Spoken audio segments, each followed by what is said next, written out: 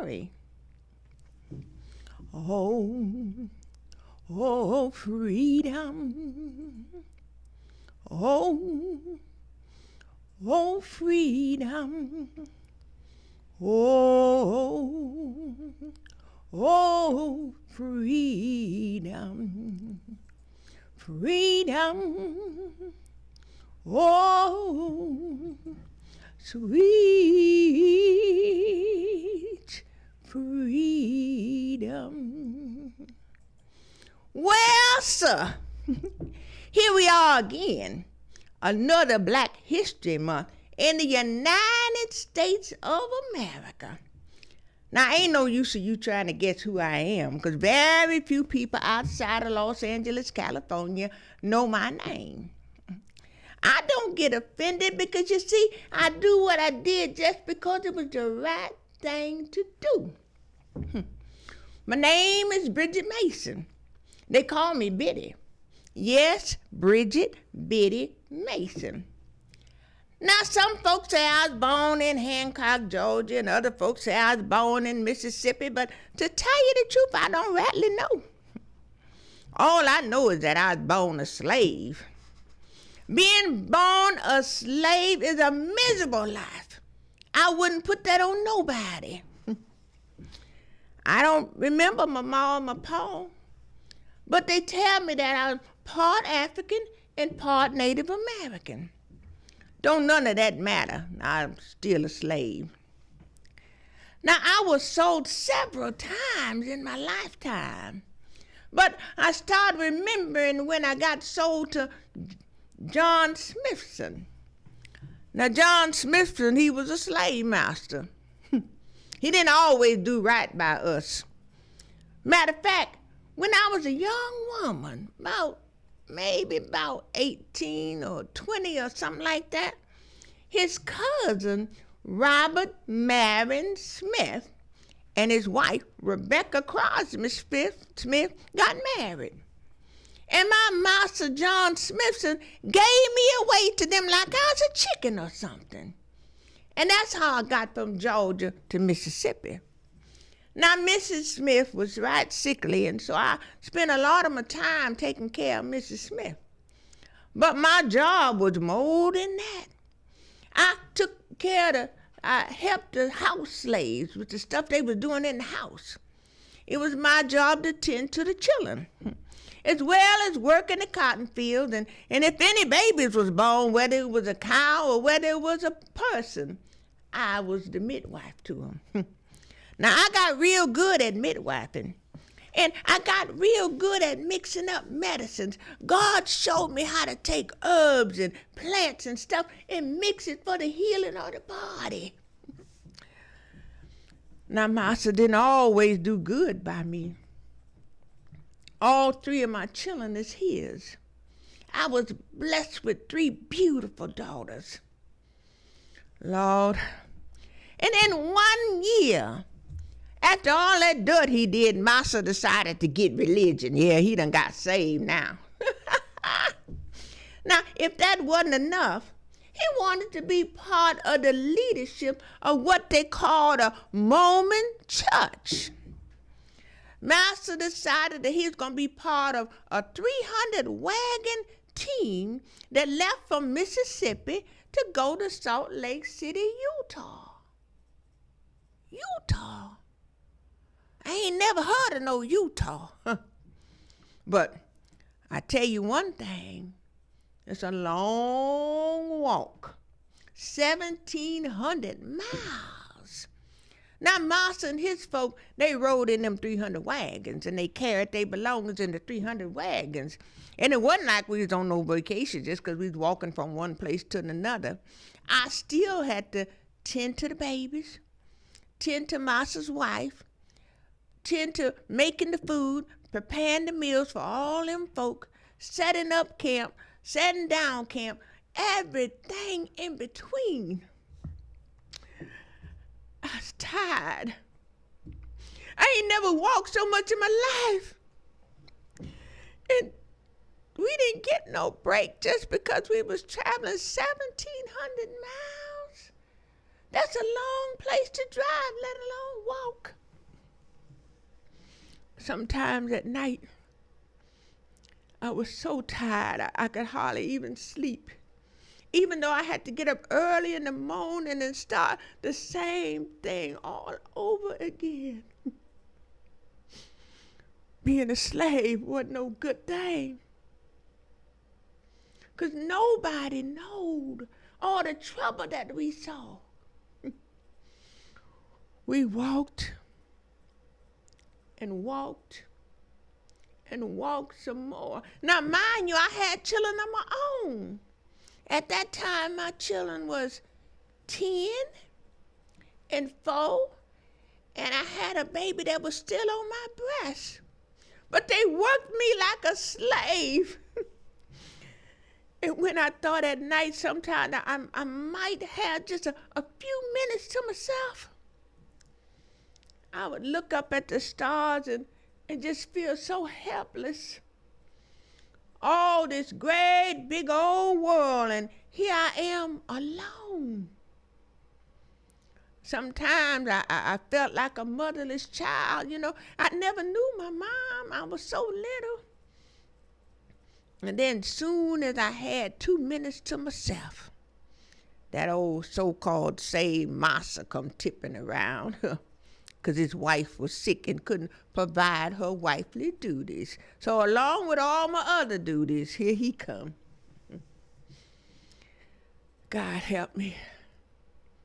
I had to live. I couldn't just roll over and die. I had to live for my children. Maybe one day they would have a better life than mine. After all that walking, we finally got settled into that place they call Salt Lake City, Utah. Now, if that wasn't good enough, and about 2 years later, my feet were still tired. And Massa decided that it was some heathens over in San Bernardino, California, and him and this time 150 wagons needed to go over there and get them some religion. So we commenced to walking again. Oh, Lord. I don't know. Now, the head of the Mormon church, Brigham Young, I believe was his name, he tried to warn Massa that don't go to no San Bernardino, California, because during the time you was walking all the way from Mississippi to Salt Lake City, Utah, there ain't nobody told you that they done joined the Union and that they was a free state. Ooh, if Master knew he was walking us to our freedom, he'd have had a fit. But you see, Master, he was so high and mighty, and he figured us slaves didn't know nothing about no freedom. And if he was to get it, we wouldn't want it because we was part of his family, he said. He thought we was too dumb to know what freedom even meant. Now, along the way, all that walking from Salt Lake City, Utah to San Bernardino, California, we met some free black folk. I haven't never seen no free black folk before. And they started telling us, soon as you get to California, just as soon as you get there, you fight and petition for your freedom. And they just might give it to you. That helped me get through all that walking and all them lonely nights thinking about one day me and my children might have a chance to experience freedom.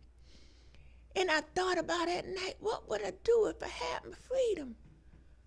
Oh, wow. That got me through those times. We finally got to San Bernardino, California. And we met some more free black folk. But I don't know why. It took 5 years for us to get up the courage or for the right things to happen or the right people to be in place for us to go and petition for our freedom. Well, we met some folks called the Owens, Mr. and Mrs. Owens, Robert and Minnie Owens. And my daughter Ellen was a little sweet on their boy, and he was sweet on Ellen. And they helped us go to the court and told us the right stuff to do to petition for our freedom. Child, when Massa found out I done went to the judge and I was trying to sue him for my freedom, he was hot. He loaded us all up in a wagon and planned to take us off and take us to Texas so he could keep us, like we was his family, like we didn't want to be free. Well, the Owens went and got the sheriff, and they come chasing after us in that wagon. Yes, they did. And they caught us right before we crossed over into Texas, which was a slave state. So the sheriff, till they got the finishing of the matter, he put us in the jail cell so master couldn't grab us up no more. About 3 days after that, the judge made a decision. And I always knew there was a God, but I really knew it was a God when the master said that me and my children and Miss Hannah and her children, 13 of us total, he let us have our freedom. That was one of the best days. That was the best day in my life. I finally lived long enough to get my freedom, me and my children.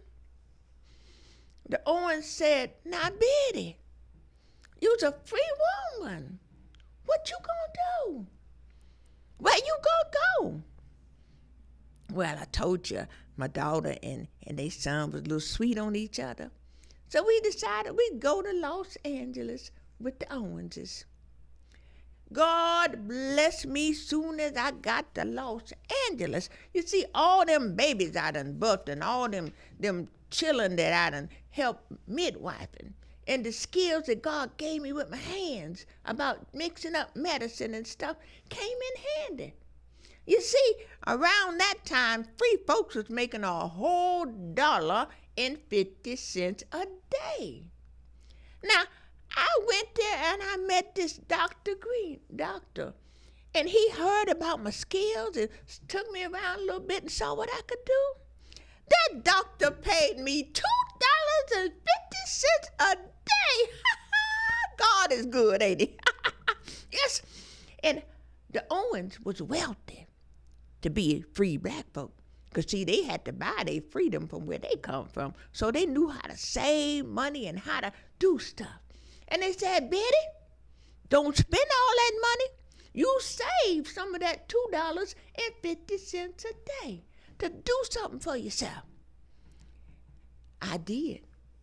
I took care of my children. I fed them, and we had a place to stay. And I saved my money. Now, it took me 10 long years, but I finally saved $250. I said, "Bridget, you got you some money now. What you gonna do?" I always dreamed of being free, and I dreamed that free people could buy property. Not no slaves. They could buy land. So I went and I bought me 2 little pieces of land. I was so proud of myself. Now, for the first few years, I made a little garden, and I had food for my family, and I had food to give away. And after that, I figured, I'm free. So let me do some other stuff. So I had some little buildings built on my land, some little wooden buildings, and I rented them out to people, and that gave me another income. And people saw how good I was doing down there on Spring Street. And they came and they said, "Bridget, we want to buy a little bit of your land." I wasn't too sure about selling my land now, but they offered me $1,500. I sold a little bit of my land. Then I took that $1,500 and I built me a bigger building. I built enough space down at the bottom so the freed folks can have their little offices and stuff. And me and my family lived on the top. Now, God bless, because a lot of folk was coming to Los Angeles around that time and stuff was booming, baby. I ended up being a very wealthy woman because I used what God gave me. But more than that, I was free-hearted. I had enough money. I went to the jails and I saw about the people in the jails. I fed the hungry. I helped the homeless. I helped the other entrepreneurs get started by having a nice place to run their little businesses. And I didn't charge them too much rent because I believe if you keep your hand closed, can't nothing get in there. But an open hand, when you help people, you receive too. And I live my life by that motto. Now, I died very wealthy. I think I had around $300,000 back there in 1800. And if you calculated it, that would equate to about $7 or $8 million today. Now, I told my children, don't never sell that land, or don't never sell off stuff.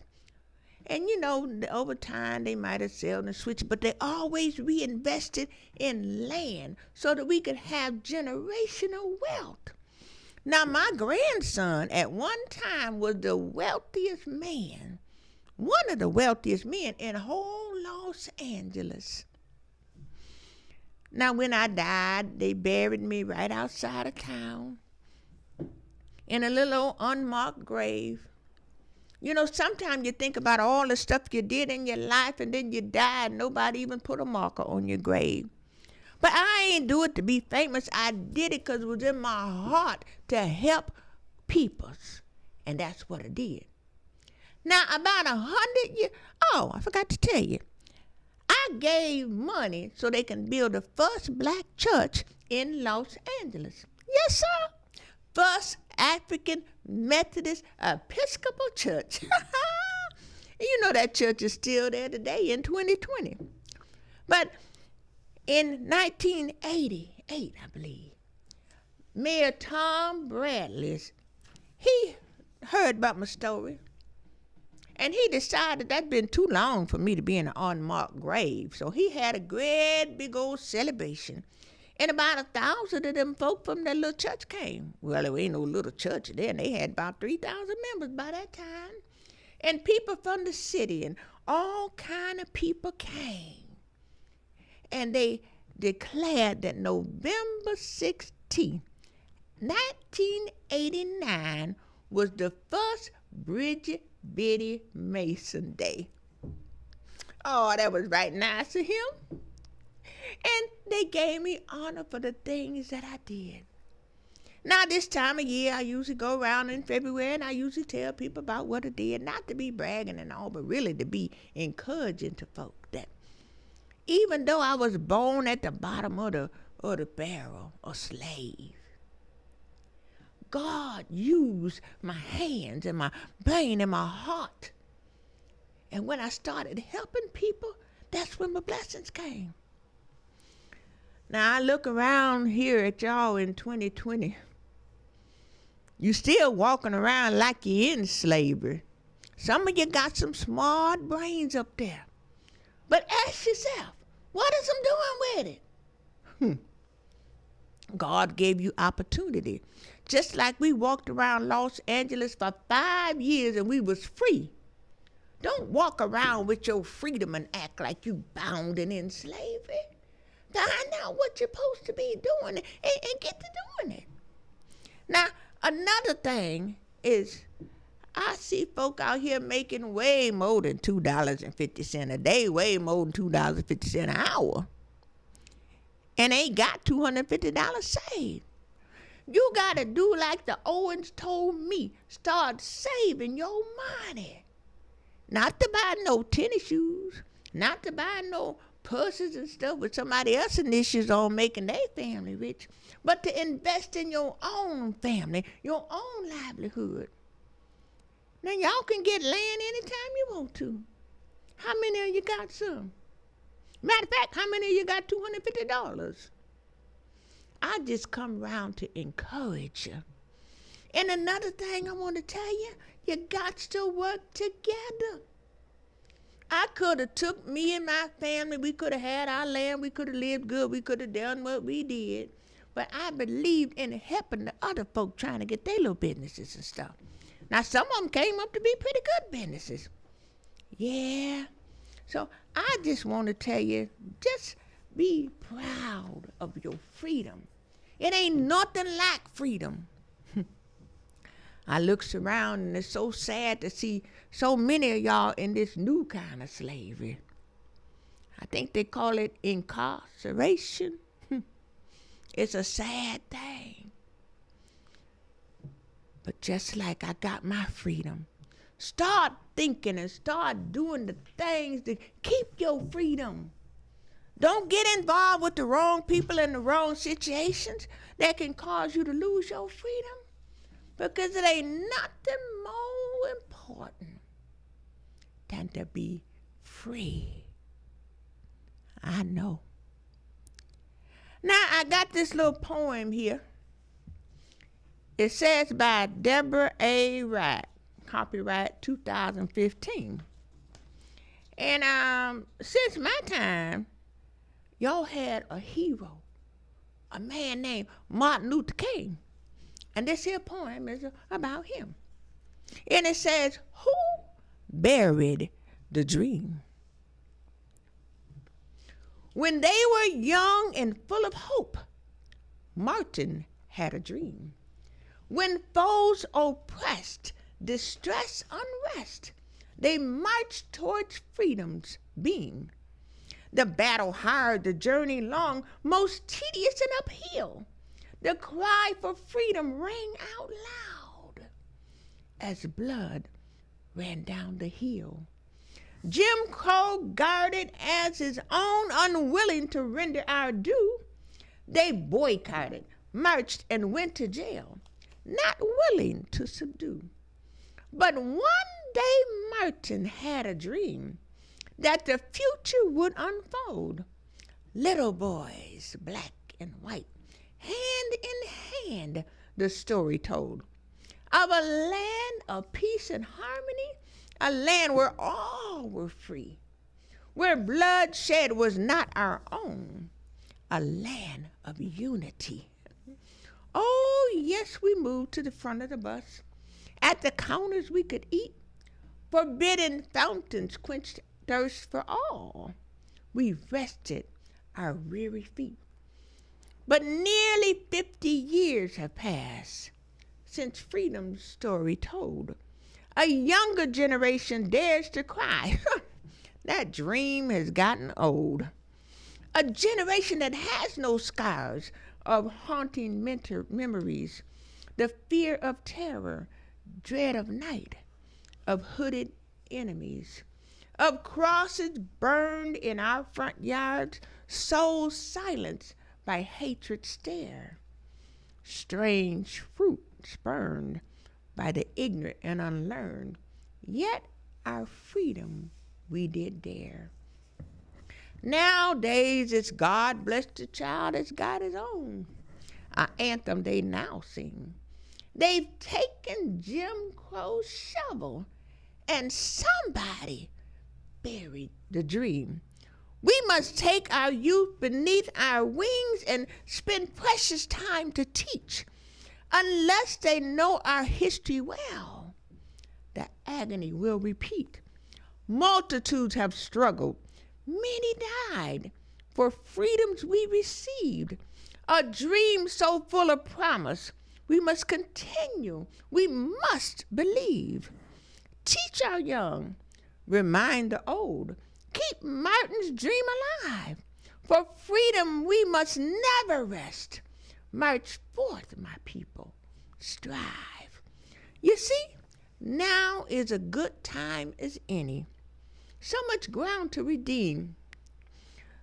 Pull together, my people. Heed the call.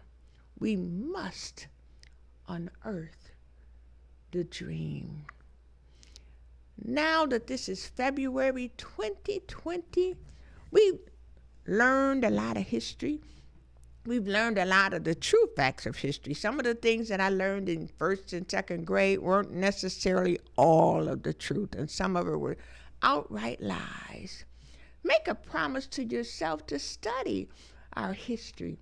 Study, I won't say black history, study our history, because what happened to us, other people were part of it. So study our history and look at people like Bridget Biddy Mason and Harriet Tubman and Sojourner Truth, Booker T. Washington, George Washington Carver. There's so many people that could have lost hope, that could have gave up the dream, but each of them took what was inside of them and they unselfishly shared with the world. their inventions, their creations, their stories, their poetry, their songs, their visions, their ideas. No, it wasn't easy. Sometimes now people say it's too hard to go for your dream. Well, that dream would not have been planted on the inside of you if it wasn't possible for you to be the one to fulfill it. We can't always look at other people and say, well, let them have the dream first, then I'll go for mine. Most of you know that I'm a stage 4 cancer survivor, and I've had dreams a long time, I'm older now. But now, having survived cancer, I go back and I look at some of those dreams that I just took for granted. Storytelling is one of them. I like telling stories. I've written hundreds of stories and never even shared them with anybody. So this whole show, just telling my stories, is part of my dream. Part of my dream to share our history, to share our vision, to share things so that we can pass on from generation to generation. What is your dream? If you would like to be a supporter of Just Telling My Stories, you can cash up $2, $3, $4, whatever, to $ That's Right on Cash App. Here at KAZ Radio TV, they help support a lot of people's dreams. And even you can support a dream. What is your dream?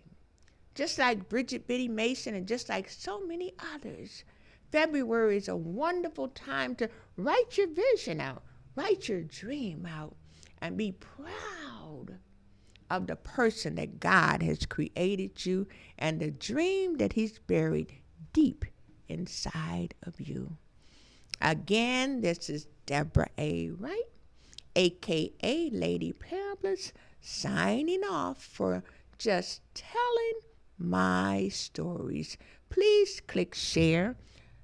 Share this with your friends. Share this with your children that want to learn more about history, but more importantly, share it with people that are doing chemo and dialysis and things. It's a nice opportunity to share something positive and enlightening for them during that long period of time. My chemo was like 6 hours, and so you could share it. You could save it on your phone, send it through the phone, send it through Facebook or whatever, but be reminded that you too have a story, and now is the time for you to tell your story.